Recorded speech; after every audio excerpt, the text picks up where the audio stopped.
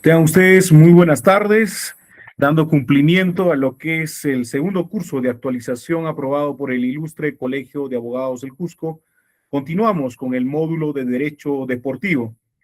En esta ocasión ya nos venimos conectando a las plataformas de lo que es las redes sociales del Ilustre Colegio de Abogados del Cusco y también recordar que esta sesión está siendo grabada para los miembros y comunidad jurídica. Esta noche tenemos la presencia del doctor Esteban Aníbal Carbonell O'Brien.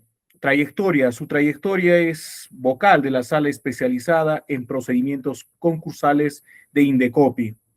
Es CEO del estudio Carbonell Abogados, doctorando en psicología por la Universidad Nacional de Buenos Aires, UBA, Argentina, doctorando en Derecho Privado por la Universidad de Salamanca, doctorando en Derecho Público por la Universidad de Mendoza, Argentina, doctorando en Derecho por la Universidad de Castilla-La Mancha, máster en Derecho Concursal y Reestructuración por el Ilustre Colegio de la Abogacía de Madrid, máster en Mediación y Arbitraje Comercial por la Universidad de Salamanca, máster en Derecho Procesal por la Universidad de Salamanca, España, máster en Justicia Constitucional por la Universidad de Bolonia, candidato al máster en Derecho Administrativo por la Universidad Nacional de Buenos Aires, especialista en mediación civil, mercantil, familiar y deportivo, miembro de la International Bar Association, miembro del Club Español de Insolvencia, miembro de la revista y director de la revista electrónica Vía Crisis, profesor visitante en universidades de Europa y Latinoamérica, y así ampliamente una trayectoria reconocida del doctor Carbonell, que gracias a lo que es la dirección académica del Ilustre Colegio de Abogados del Cusco, ha tenido la gentileza de poder invitarlo y tenerlo esta tarde a través de la plataforma que venimos desarrollando. El día de hoy tenemos el módulo, como se reitera, de Derecho Deportivo. Es así que el día de mañana también tendremos la presencia del doctor con lo que es el módulo concursal y comercial. Tengan ustedes muy buenas noches. Bienvenido, doctor Esteban. Recibe el cordial saludo del Ilustre Colegio de Abogados del Cusco, de su decano, el doctor Fran Echevarría Montesinos, que el día de mañana ya estará en la ciudad imperial del Cusco para poder ya desarrollar y también poder realizar las actividades académicas acordadas. Entonces, tengan ustedes muy buenas noches, lo vamos a estar apoyando con las diapositivas y lo dejamos adelante. Muy buenas tardes. Para mí es un honor poder dirigirme a ustedes por esta gentil invitación que me ha hecho el Ilustre Colegio de Abogados de Cusco. Me van a tener el día de hoy y Dios mediante mañana martes a doble jornada. El día de hoy vamos a abordar un tema muy interesante y de mucha actualidad, como es el contexto general del fútbol peruano. Un antes y un después, porque esto se inicia en el año 2012.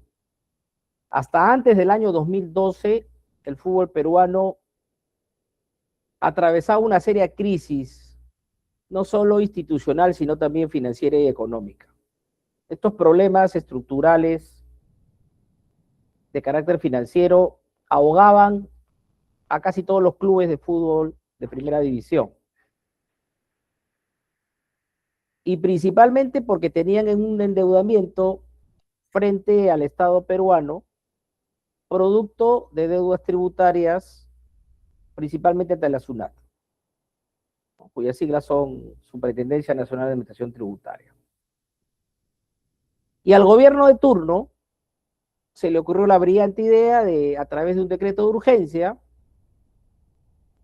buscar que el Estado intervenga de manera directa en la administración de los clubes de fútbol. Y principalmente de aquellos que tenían ingentes deudas con el Estado. Y hablamos principalmente de 5 clubes de primera división: Universitario de Deportes, Alianza Lima, Melgar de Arequipa, Cienciano del Cusco y finalmente el Club Sport Boys del Callao. Y esta crisis de los clubes deportivos de fútbol se debían principalmente a múltiples circunstancias, pero principalmente a una mala gestión administrativa, la cual era deficiente por parte de cada una de las juntas directivas de los mencionados clubes. Estas deudas tributarias que convertían al Estado en el principal acreedor de los clubes de fútbol, aunadas a deudas de índole laboral, principalmente del cuerpo técnico, futbolistas, etc. Entonces, se había salido ya de todo control el poder afrontar el pago de estas deudas, principalmente tributarias, frente al Estado. Y entonces, a través de este decreto de urgencia, que se edita en el año 2012, se evitaban principalmente que los clubes deportivos puedan enfrentar procesos judiciales de manera independiente y de alguna manera uniformizar en un solo proceso cómo poder afrontar este nivel de endeudamiento frente a terceros. Entonces el gobierno interviene directamente a través de este decreto de urgencia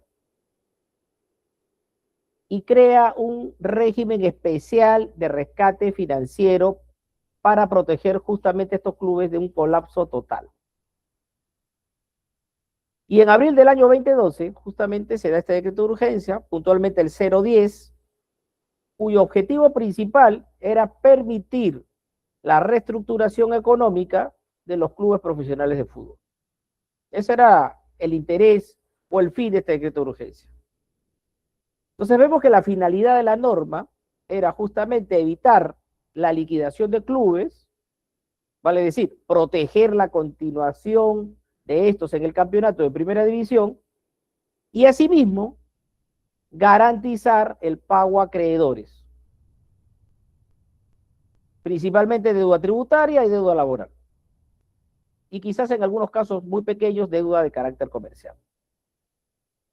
Fruto de ello es que se trata de ordenar que la administración de los clubes sea comandada por el Estado a través de un nombramiento de una administración temporal. Entonces, la evolución normativa que se da y que se inicia en el año 2012 se da a través primero de este decreto de urgencia 010, que es el que da inicio a este régimen especial. Luego, muchos expertos en derecho constitucional decían que esto de alguna manera vulneraba los mandatos de la Constitución, puesto que los decretos de urgencia se da para asuntos muy excepcionales, y esto empuja a que el Congreso de la República de aquel entonces revierta esta situación y este decreto de urgencia pase a ser una ley. Puntualmente nos referimos a la ley 29.862. Y luego vienen en el camino una serie de enmiendas o modificaciones que se dan a través de la ley 30.064 y la ley 31.279. Esa es básicamente la evolución normativa. Pero ¿quién es la entidad supervisora de este procedimiento especial? Evidentemente, el INDECOPI, que es este organismo estatal que goza de autonomía, digamos, administrativa, pero que depende directamente de la presidencia del Consejo de Ministros, y de alguna manera es el INDECOPI el responsable de supervisar todos los procesos concursales de los clubes de fútbol. Y en la práctica se da que la SUNAT, siendo el principal acreedor de estos 5 clubes deportivos, presenta sendas solicitudes para el inicio de este procedimiento concursal especial.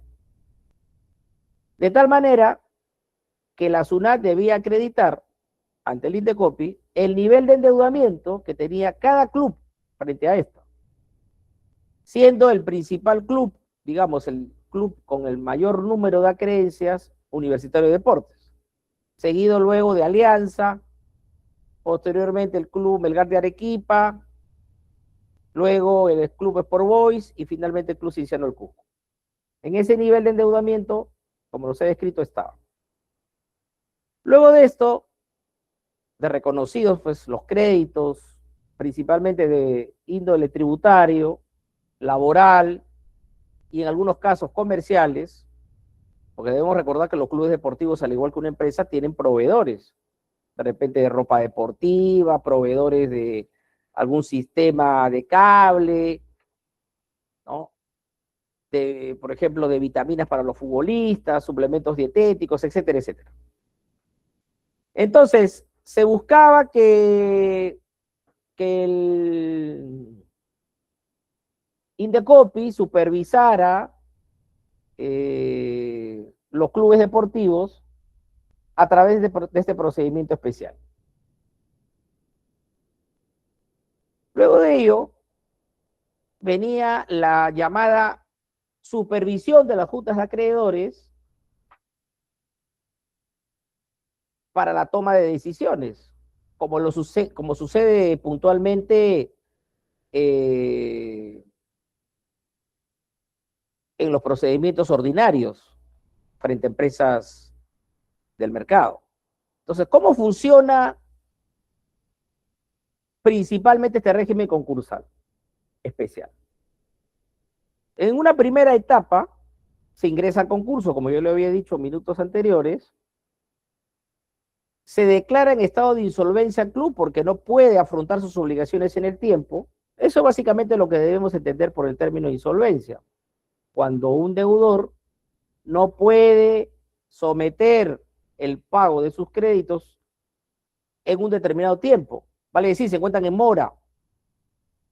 Es allí cuando se debe declarar una empresa en estado de insolvencia. No puede afrontar sus obligaciones de manera regular.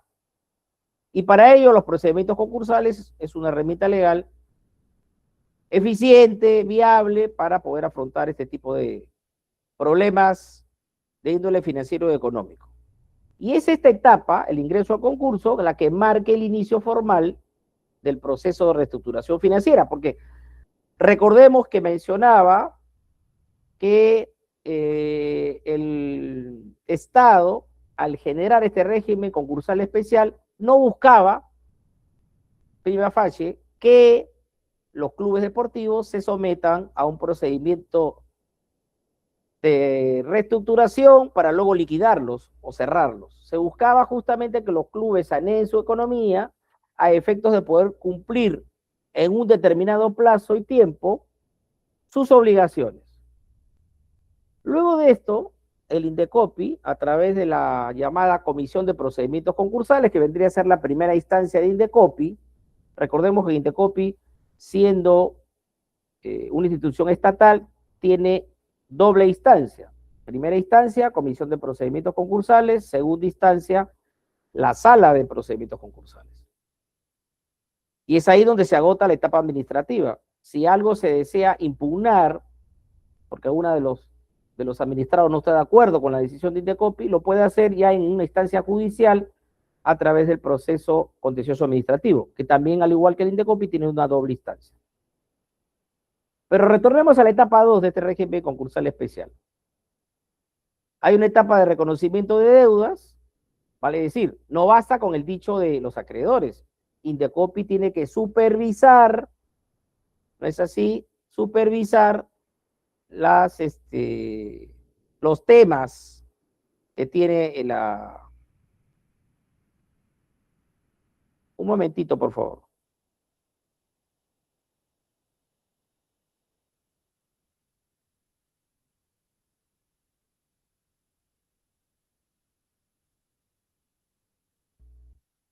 Bueno, continuamos. La etapa segunda, que es la de reconocimiento de deudas, implica que la autoridad concursal deba necesariamente supervisar, verificar todos aquellos documentos que acreditan la deuda. No basta con el dicho simple y sencillo del acreedor. Tiene que ser un cruce de información, de tal manera que cuando reconozca el crédito sea una cifra exacta, real, fiable, de tal manera que el acreedor actúe al interior del concurso con un crédito fidedigno, no un crédito simulado. Y para ello, el Indecopi luego clasifica dichos créditos en función al origen de los mismos. Si es fruto de un beneficio social, será un crédito laboral. Si es un crédito que es el origen del pago de un determinado tributo, será un crédito tributario. Si el crédito es en razón de haber comprado ciertos suministros o productos, será un crédito de origen comercial. Vale decir, se le otorga un orden de origen a cada crédito. Y por ende, en función a la ley general del sistema concursal, existe una prelación en los pagos. Recordemos que dentro del procedimiento concursal existen 5 grandes órdenes de prelación. Primer gran orden, los créditos de origen laboral. Entiéndase, los beneficios sociales frente a trabajadores o aquellos que administran las administradoras de fondos de pensiones o las llamadas AFPs en el sector privado, o aquellos que administra el Estado a través de la Oficina de Normalización Previsional, conocida como ONP. Segundo gran orden, créditos alimentarios, que por lo general no se dan con frecuencia en un concurso. Tercer gran orden, aquellos créditos que gocen de una garantía real o personal, entiéndase principalmente una hipoteca, una prenda, los que sistemáticamente están vinculados a las entidades bancarias. Cuarto gran orden, los créditos de origen tributario, entiéndase los tributos frente al Estado central, un gobierno regional o incluso un gobierno local. Y quinto y último gran orden, los créditos de origen comercial. Principalmente aquí en este rubro se encuentran los proveedores. Visto esto, o culminada esta segunda gran etapa, pasamos a una tercera, que es la de llamada Junta de Acreedores. ¿Y cuáles eran estas funciones dentro de este régimen concursal especial? Primero, elegir al administrador. ¿Y quién lo elegía? El Estado principalmente, porque era el mayor acreedor en estos 5 grandes clubes de fútbol. Vale decir la SUNAT. La SUNAT, en función a las características propias del club, en función al endeudamiento, en función a la situación financiera en la que se encontraba el club, versus la experiencia de la persona jurídica o incluso persona natural, escogía a un determinado administrador. Y luego de ello, el paso siguiente era aprobar los planes de reestructuración. ¿Qué debemos entender por un plan de reestructuración? Aquel instrumento de carácter privado en donde el deudor presentaba una fórmula para honrar la totalidad de obligaciones frente a terceros. En otras palabras, un calendario de pagos, el cual evidentemente se tenía de contar o estar en sintonía con los ingresos propios del club. Esto significa que deudas tributarias, por ejemplo, del Club Universitario de Deportes, que eran las más cuantiosas, no necesariamente tenían que tener el mismo nivel de, por ejemplo, el plan de reestructuración del Club Sport Boys, cuya deuda era diminuta en comparación numérica con la de Universitario de Deportes. Y luego, dicho administrador tenía que supervisar los pagos, evidentemente agenciarse del dinero suficiente para luego poder hacerlos, e informar luego al Indecopi, puesto que de no hacerlo se estaría yendo contra la transparencia propia de un procedimiento concursal. Debemos recordar que los procedimientos concursales en Indecopi gozan de esta transparencia porque se obliga tanto a los administradores como a las entidades liquidadoras incluso a informar cada trimestre de su gestión. Y esto se hace a través de mecanismos informáticos. Después de la pandemia, Indecopi vio por necesario implementar una mesa de partes virtual y también un mecanismo para poder presentar a través de una mesa de partes toda la documentación que sea necesaria para el fiel cumplimiento de esta gestión. Dicho esto, culminada ya esta etapa 3, pasábamos a una etapa 4, que era propiamente la ejecución y el trabajo de gestión de esta administración temporal.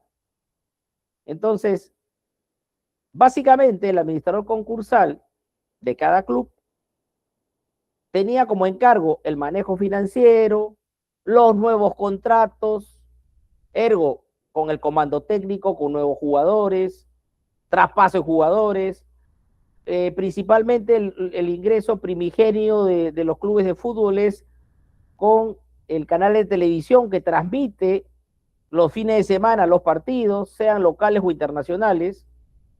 Debemos adelantar que es el principal ingreso de un club de fútbol. Luego vendría la taquilla, luego en tercer lugar considero el sponsoreo a través de la venta de camisetas, etcétera. Y eventualmente, aunque en el Perú no es tan habitual como en Europa, la transferencia de futbolistas al exterior. Entonces, el administrador temporal se encargaba del presupuesto, del plan deportivo a corto y mediano plazo, etcétera. Dicho esto, la siguiente etapa era la del ejecutar el denominado plan de reestructuración. ¿Y qué debe establecer básicamente este documento privado? ¿Cómo se pagará la deuda? Los plazos para honrar la misma, que debe contener evidentemente un cronograma de pagos y el sustento, porque fácil sería digitar ciertas cifras en un computador y simplemente pedirle de repente a una determinada IA que me elabore un cronograma de pagos. Pero el sustento de este cronograma de pagos debe ir respaldado, evidentemente, para que sea objetivo frente a terceros, las fuentes de ingresos. Porque si yo no acredito puntualmente de dónde voy a sacar el dinero para pagar, sería algo irrisorio que pretenda ofrecer un plan de reestructuración sin haber generado fuentes de ingresos. Esto es en grandes rasgos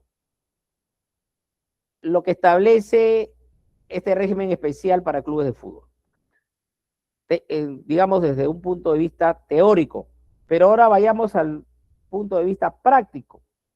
¿Cómo se ha venido ejecutando del año 2012 a la fecha? Empecemos con el Club Alianza Lima. El Club Alianza Lima empieza justamente, al igual que los otros 4 clubes deportivos, en el año 2012, con su ingreso a concurso a través de este régimen especial de supervisión, y tenía a dicha fecha una deuda de 45,4 millones de soles. O sea, estamos hablando de un buen cristiano de aproximadamente 12 millones de dólares, traduciéndolo a dólares, ¿no? De aquella época. Esa era la deuda total del Club Alianza Lima. ¿Y quién era su principal acreedor? La SUNAT, como resulta evidente. Por eso se impulsó el Estado a través de este mecanismo, el decreto de urgencia al cual hablaba. A renglón seguido se aprueba un plan de reestructuración, puntualmente un 20 de agosto del año 2014, vale decir, casi 2 años, poco más de 2 años después de que el club haya ingresado a concurso, se ha aprobado el nombramiento de una administración temporal, se haya ejecutado la elaboración de un plan, y puntualmente un 20 de agosto del 2014, la Junta de Acreedores aprueba el plan de reestructuración del Club Alianza Lima. Se proyectaba pagar estos 45,4 millones de soles entre 10 a 12 años. ¿Cuáles eran las principales fuentes de pago? Los flujos del club. Pero lo más importante, sin venta de activos, puesto que muchos decían que Alianza se tenía que desprender de algunos activos. No estamos hablando puntualmente del estadio de fútbol, sino inmuebles que estaban alrededor de la cancha de fútbol, que se encuentra en el distrito de La Victoria, en Lima. La administración de aquel momento consideró que no era necesario que se vendan estos activos y que los ingresos propios del club daban este flujo necesario para el pago del total de la deuda en no más de 12 años. Y vemos que el club tuvo varios administradores temporales.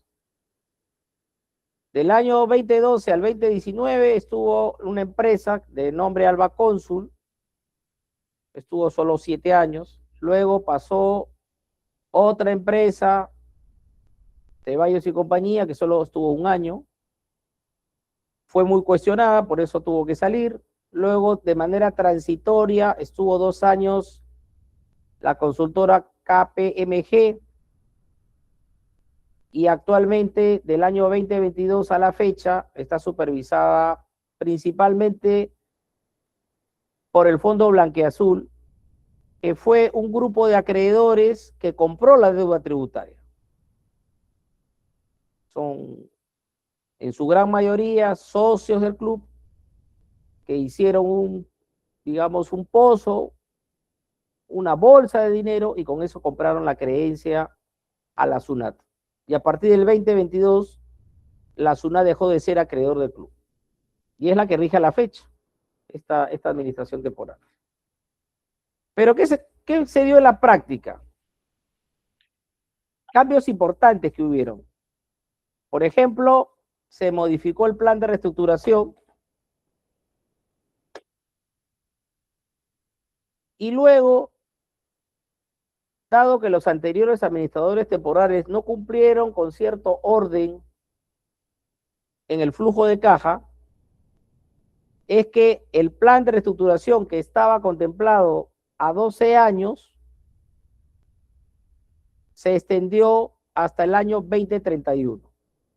Se entendería que el Club Alianza Lima terminaría de pagar el total de sus créditos el año 2031. Esa es la foto actual del club.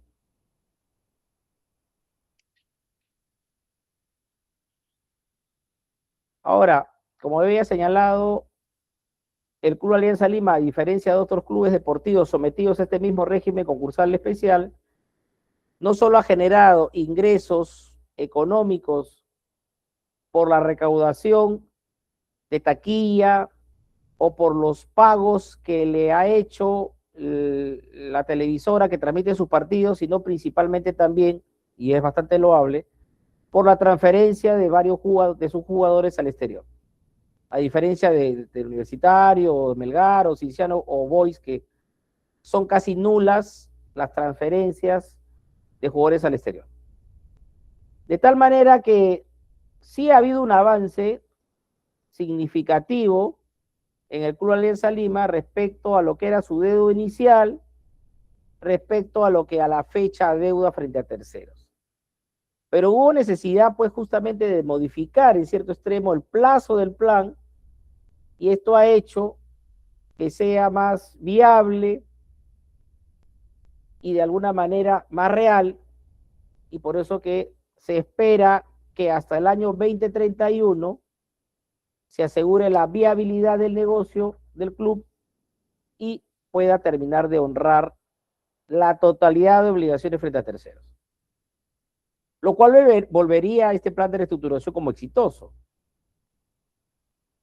Entonces, a la fecha vemos, como síntesis de este primer caso, que la situación financiera del Club Alianza Lima se encuentra en un proceso de recuperación parcial, aunque con una carga financiera importante, ¿no? Sin embargo, vemos que en la práctica el club mantiene su actividad deportiva y operativa bajo la supervisión del Fondo Blanqueazul, que es el grupo de acreedores, como señalé, compró la deuda que tenía este club frente al Estado. Entonces, dentro de este procedimiento de reestructuración, el club continúa bajo el proceso formal del Indecopi y asimismo también bajo la supervisión de sus acreedores. En este caso, aquellos que compraron la deuda frente a terceros.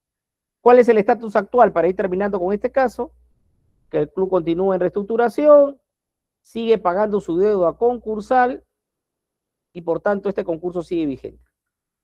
Cuando hago mención a la deuda concursal, me refiero a aquella que se originó previo al inicio del concurso, vale decir, aquella deuda que ya tenía el club hasta antes del año 2012. Aquella deuda que se ha generado definitivamente después del año 2012 no podrá ser considerada con el carácter de concursal, sino esta deuda tendrá el carácter de deuda corriente. Por tanto, esta deuda deberá ser pagada a su vencimiento. No gozará de los privilegios que tiene un procedimiento concursal especial, que es la de suspender de inmediato el pago y someterlo al calendario de pago que engloba todo plan de reestructuración.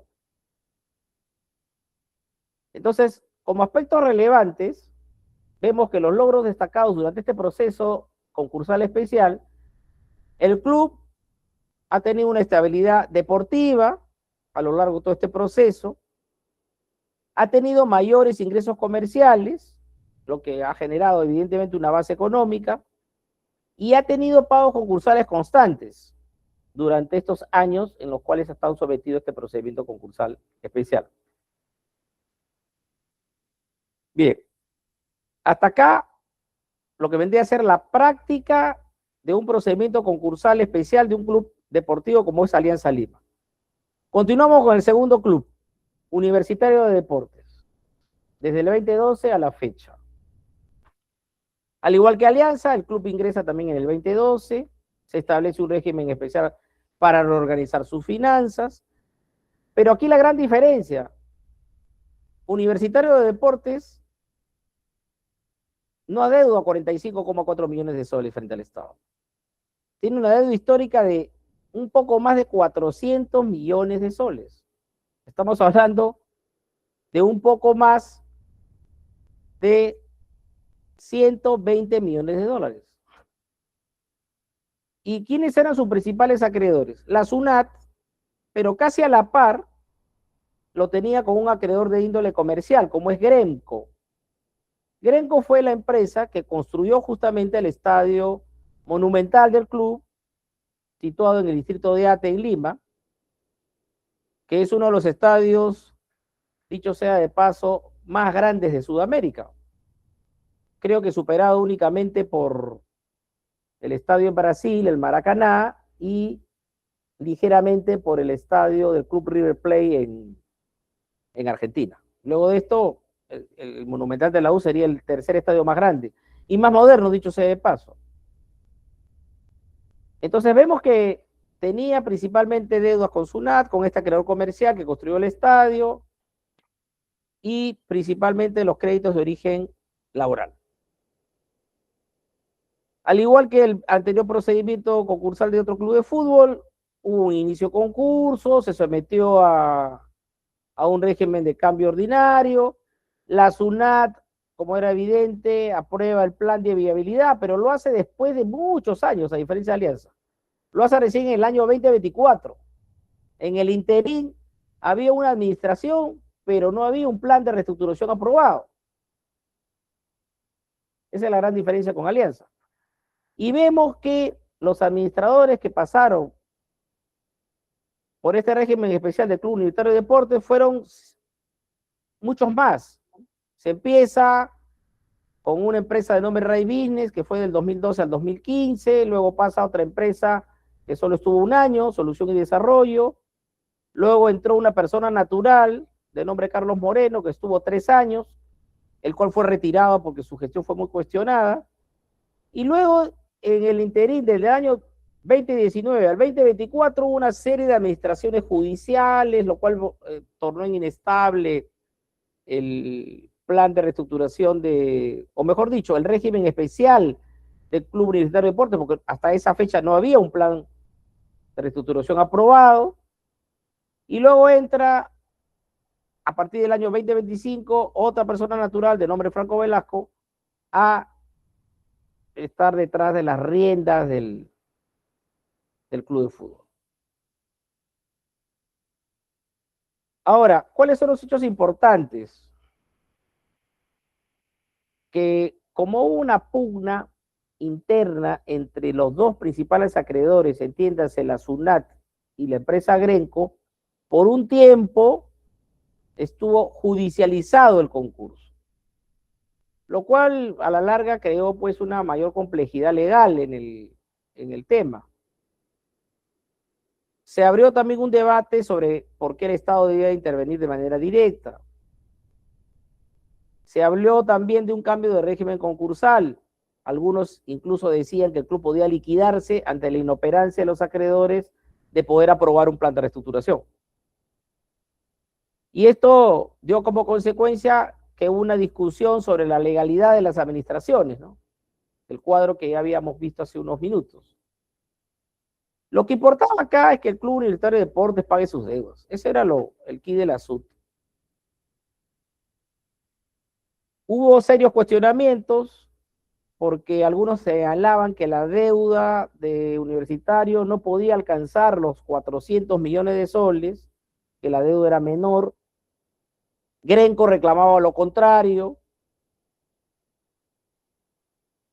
Y sin embargo, luego de muchas idas y vueltas, que es lo que sometió a que existiera un estancamiento al plan de viabilidad, entiendas, el plan de reestructuración, es recién en el año 2024, vale decir, 12 años después de que se inicie el concurso del Club Universitario de Deportes, es que la SUNAT aprueba finalmente el plan de reorganización de pagos. Y con esto se plantea, aprobado luego este instrumento, la recuperación financiera y con ello también evitar una presunta liquidación del club. Entonces, desde mi punto de vista, el caso más complejo judicializado del régimen concursal peruano es justamente este, el del Club Universitario de Deportes. Hubo evidentemente pues un impacto institucional, ¿no? Por la intervención del Estado, los conflictos judiciales que se generaron entre estos dos principales acreedores, etcétera. ¿Cuál es el estatus actual? El club sigue inmerso dentro de este procedimiento concursal, el cual no concluye como resulta evidente. Hay un plan de viabilidad ya aprobado y por ende lo que se espera es que se vaya cumpliendo en la medida de lo posible el pago de estos acreedores ya reconocidos por el Indecopi, entiéndase SUNAT y Grenco. Bien. Sigamos viendo casos prácticos. El Club Sport Boys del Callao, ¿no? Famoso club del puerto peruano. Igual que en los dos casos anteriores, ingresa en el año 2012. La deuda que tenía frente a terceros era de 13,9 millones de soles. Vale decir, la cuarta parte de lo que debe, lo que debía la Alianza, por poner un ejemplo. Y el principal acreedor de este club deportivo era la SUNAT con el 76,85% del total de créditos. Acá vemos que el plan se aprueba en el año 2013, o sea, muy rápido. Y en el año 2021 se da un cambio de administración en función al mandato de la ley 31279. Y vemos que acá se encuentran las distintas etapas de las administraciones que pasó por este club de fútbol. Del año 2012 al año 2019 hubieron distintas administraciones de personas naturales principalmente, lo cual tornó inestable el procedimiento. Luego estuvo una persona natural otra vez, la señora Julie Herrera, durante 3 años. Luego pasó a estar 1 año el señor Adrián Alcócer. Y finalmente a la fecha se encuentra el señor Martín Noriega como administrador del club. Cuenta ya con un poco más de 1 año en la administración. ¿Y cuáles son los avances después de un poco más de 1 década? Que esta deuda tributaria principalmente se ha ido pagando en el tiempo.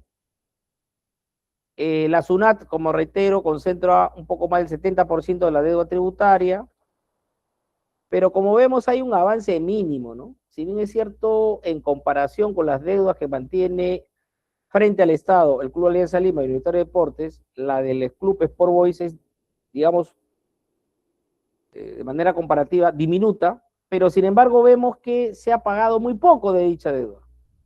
Y ello en función de qué elementos. Primero, que el club Sport Boys tiene una baja capacidad financiera, tiene una generación limitada de ingresos y tiene dificultades en la ejecución del plan. Eso es lo que ha hecho que a la larga, siendo una deuda, como lo señalé hace un momento, diminuta en comparación a la de Alianza y de la U, no se haya podido pagar en lo largo de estos casi 14 años de que el club se encuentra en un procedimiento concursal especial.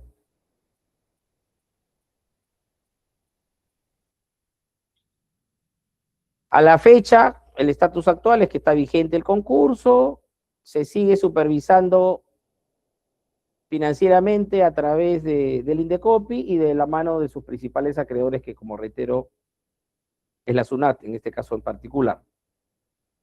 Pasemos a otro caso. El cuarto club sometido a concurso, el Fútbol Club Melgar de Arequipa. Al igual que los anteriores, igual ingresa en el concurso en el año 2012 y con una deuda aproximada de 4,25 millones de soles. O sea, estamos hablando de un buen cristiano de un poco más de $1 millón. O sea, vemos que es mucho menor incluso que la del Sport Boys. El plan de reestructuración se aprueba 4 años después, en marzo del año 2016, y se puso como límite que esta deuda iba a ser pagada en 39 cuotas en un plazo no mayor a 10 años. Y vemos que tuvo solo 2 administradores, una empresa de nombre Carrizales y Vidal, que estuvo 2 años bajo la administración de este club, y del 2014 a la fecha vino un inversor de origen árabe, que es el actual administrador, y ha logrado pagar la totalidad de deudas de este club. Diríamos que todos los clubes deportivos antes citados, el Fútbol Club Melgar es el único que ha cumplido con pagar la totalidad de sus obligaciones. Bueno, debemos también hacer notar que no eran tan elevadas como las de otros clubes, ¿no? Y este avance en el pago ha hecho que el Club Melgar de Arequipa pueda contar ya a la fecha con una estabilidad financiera relativa, pagos ordenados, un cumplimiento progresivo, y podría decirse a la larga que resulta siendo un caso de éxito, puesto que ha cumplido con el pago total de sus deudas frente a terceros.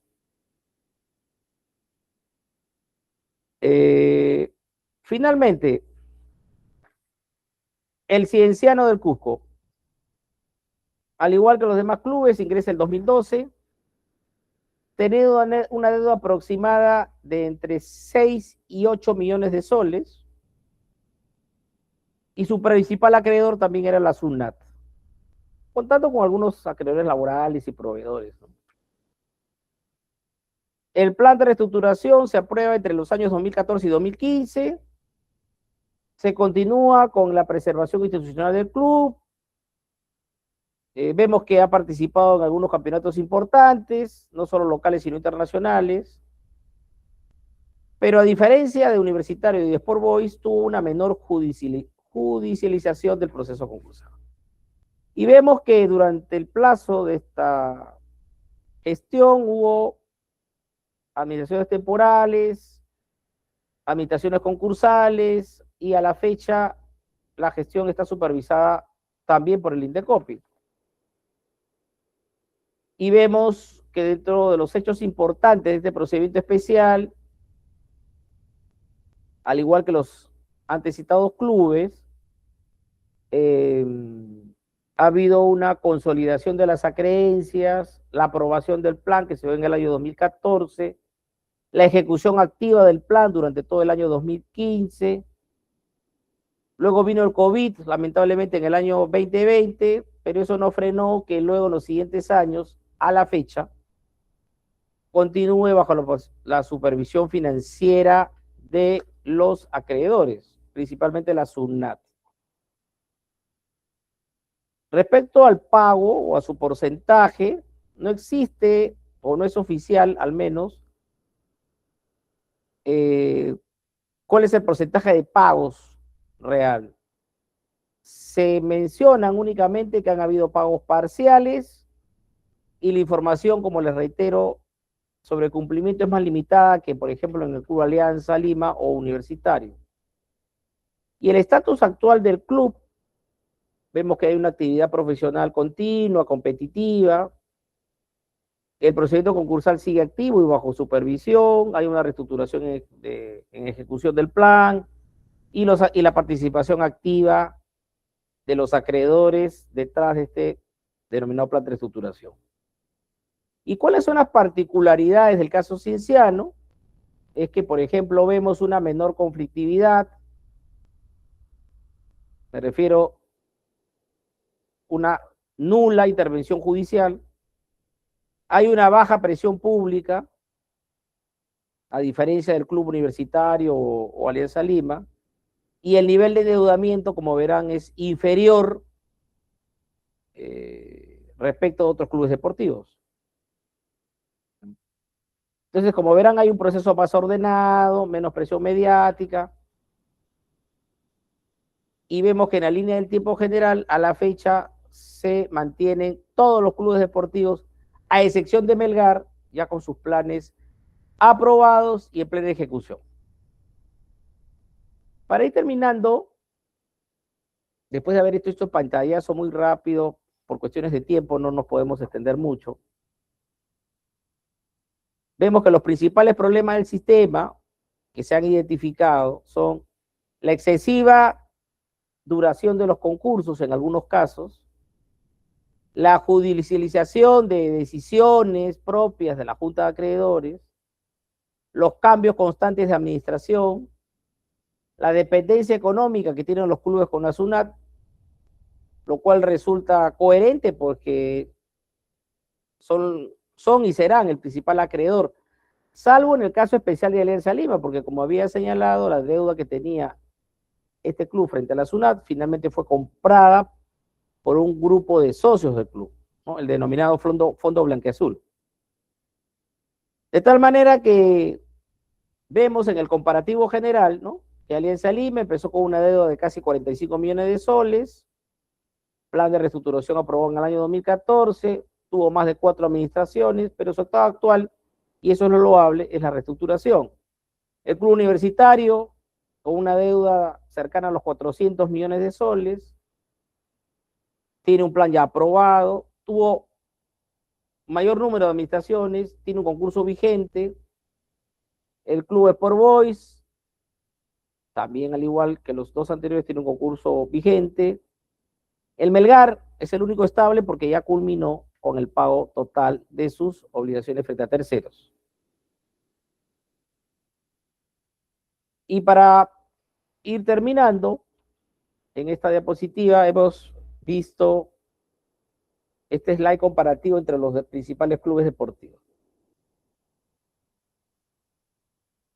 Entonces se destaca que el Cienciano es el proceso más ordenado porque tiene un menor endeudamiento, una menor rotación administrativa y una continuidad institucional sostenida desde el año 2012, que es justamente el año en que ingresa concurso.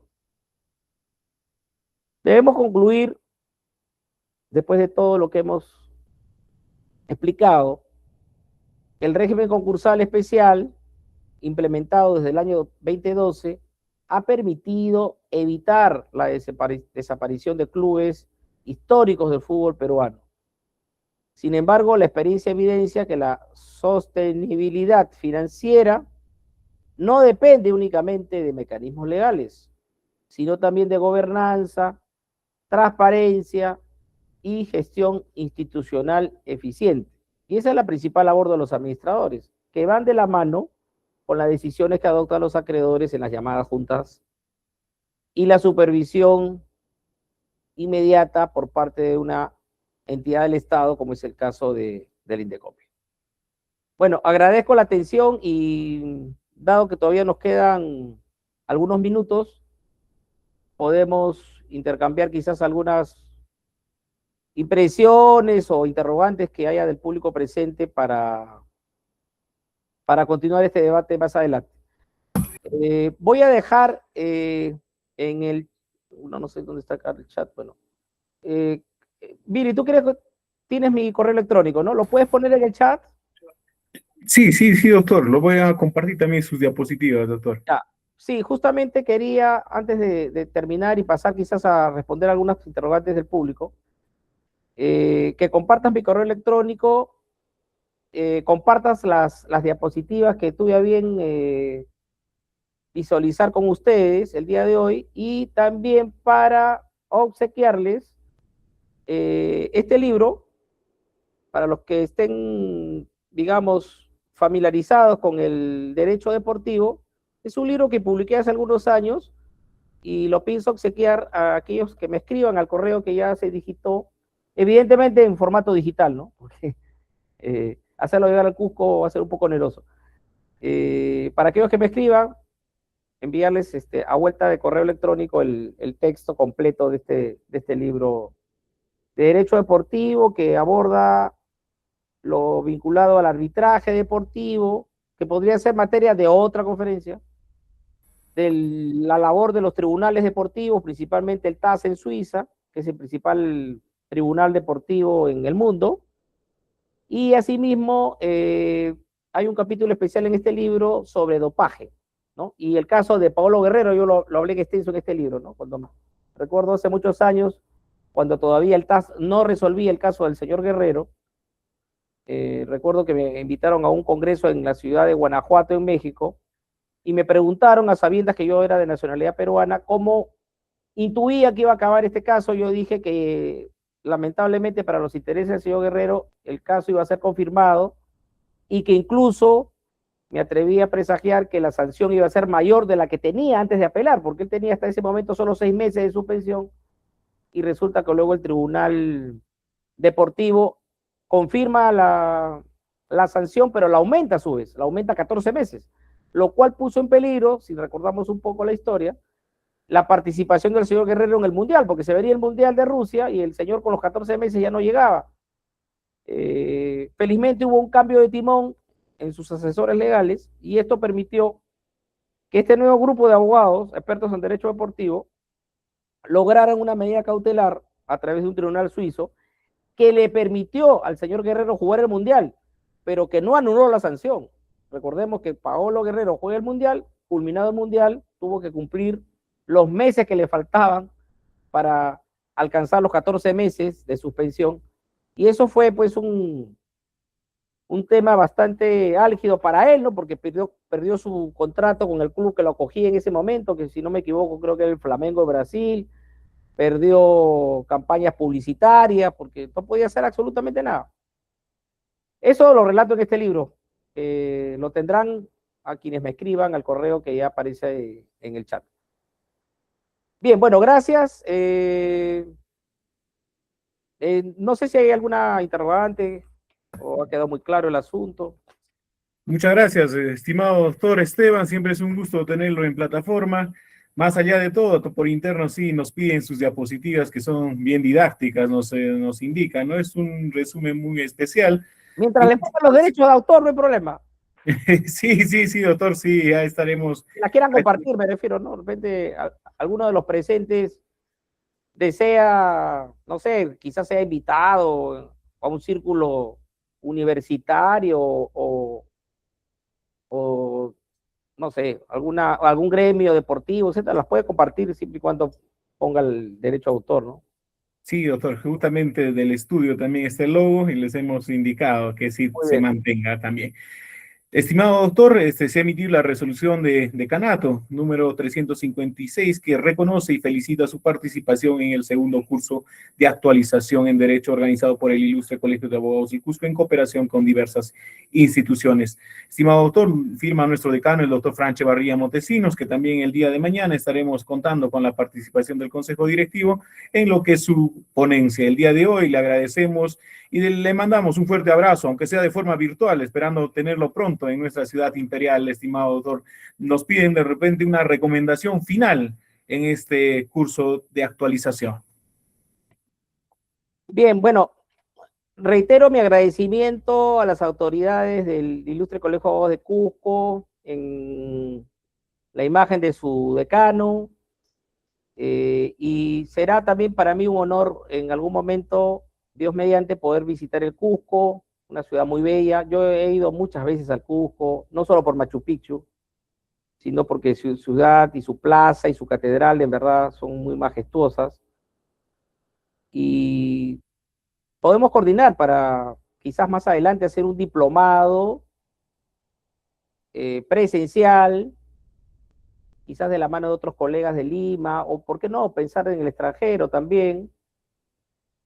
Y felicito estas iniciativas del colegio para el beneplácito de sus agremiados, del público en general, de los futuros abogados, porque desde mi experiencia profesional considero que un abogado deja de serlo cuando se duerme sus laureles.